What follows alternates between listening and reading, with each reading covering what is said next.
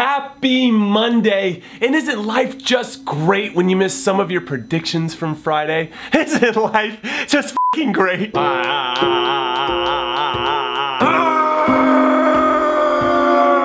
I guess I got Barcelona beating Espanyol right and Augsburg beating Hamburg. They smoked them, by the way, 4-0. It just felt like a subpar week of predictions because, as you know, I rarely miss any. Also, I did say that Mario Balotelli was gonna do something special, and guess what? He did. He scored his 14th goal in 21 league games this season. He was easily one of the best players on the field in Nice's 3-1 win over PSG, which Monaco was like, thank you very much, our friends at Nice, as they battled back from a goal down to beat Toulouse 3-1. Kylian Mbappe scored again because that's what he does. And now Monaco has a 3-point gap at the top of the table and the game in hand, so it's up to them to get it to the finish line and hold that trophy over their heads in the very near future. And anyway, let's get right to it. Here are the hits and shits from the weekend. And number 5 on the hit list is the year 2012. Because that's the last time Emmanuel Adebayor and Demba Ba both felt relevant until this weekend when Adebayor scored 2 goals in Istanbul Başakşehir's 3-1 win over Demba Ba and his 1 goal for Beşiktaş, which cuts Beşiktaş's lead to 4 points on top of the table, and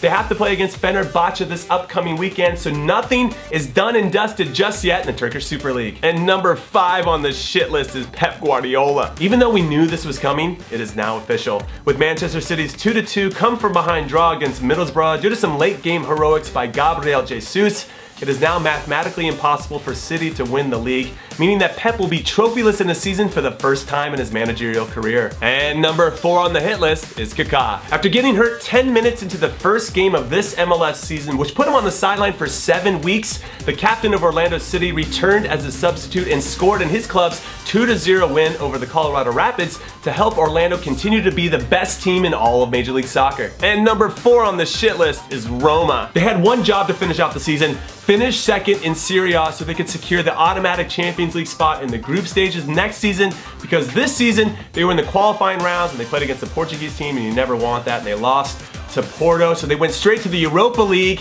and the Europa League's just not as fun.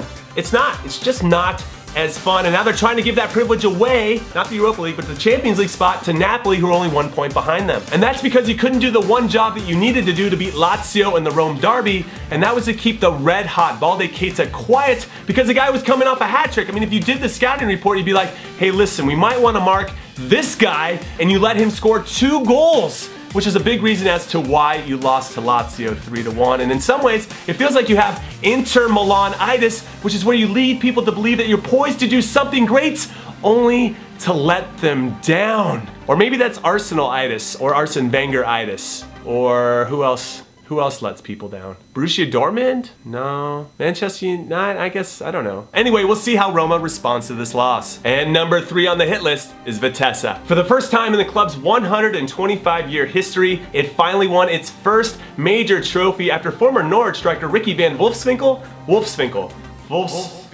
who only had 1 goal in 25 appearances for Norwich, which isn't great. But what he did do that was great was that he scored 2 goals in the last 10 minutes to seal the deal for Vitesse over AZ Alkmaar 2-0 in the Dutch Cup final. So congrats to them for that. That is a huge accomplishment. And number 3 on the shit list is Julian Nagelsmann. When he was appointed as manager of Hoffenheim in February 2016 at the age of 28, they were firmly entrenched in 17th place in the relegation zone. Now let's fast forward to the end of April 2017 at the age of 29, and he officially got them qualified for the Champions League, which just makes me feel like I'm not doing enough with my life, which is why he's on my shit list. And actually, Kingsley Coman should be on this list for the exact same reason. At the tender age of 20, the guy has won 5 consecutive league titles, 2 with PSG, 1 with Juventus, and he just collected his 2nd with Bayern Munich. I mean, what the fuck? I just won once. 1 league title in my 12-year career, and he's won 5 by the age of 20. 5.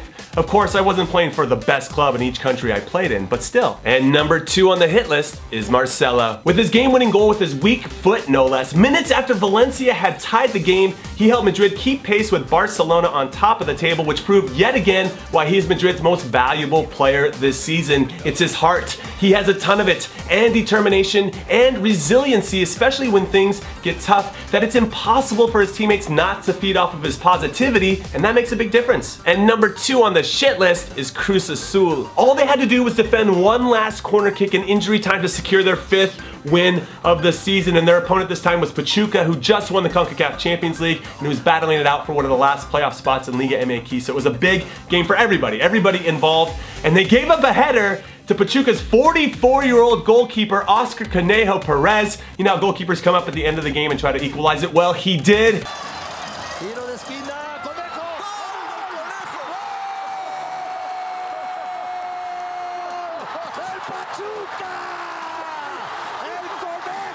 And it's actually super awesome, but if you're a Cruz Azul fan, you gotta be thinking, no mames way! I mean, the dude is 44, and I don't care if his nickname translates into rabbit. He's 44. And number 1 on the hit list is Tottenham. Before they took the field against their hated rivals for the last time ever at White Hart Lane, they knew that Chelsea had beaten Everton 3-0 at Goodison Park, which was incredibly impressive by the Blues, as was Pedro's goal. Have you seen it?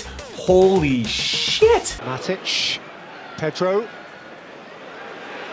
Oh, screamer! What a rocket, which means the Blues are now 4 points clear with 4 games to go, and 3 of those last 4 at Stamford Bridge. But back to Spurs, the pressure was on. Not only to keep pace with Chelsea, of course, but if they won, they would finish above Arsenal for the first time in over 20 years, and they delivered with yet another fantastic performance at home, which included Hugo Lloris getting his 15th shutout, which leads the Premier League, Dele Alli scoring to cement his status as one of the best young players in the world, Christian Eriksen creating as many chances as Mesut Ozil and Alexis Sanchez combined, and Harry Kane scoring in his 5th straight North London derby, which culminated in them winning 2-0. 2-0. Shit.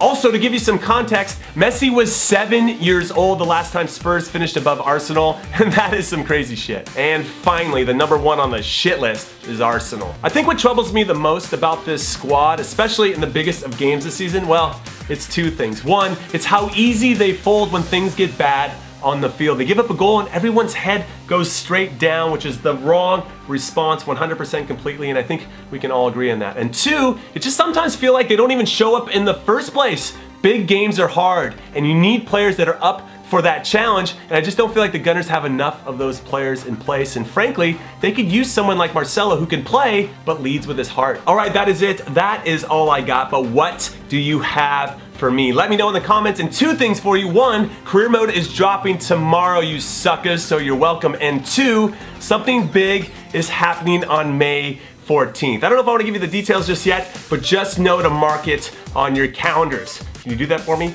Pretty please? With sprinkles on top? Of course you can. All right, I'll see you tomorrow. Later.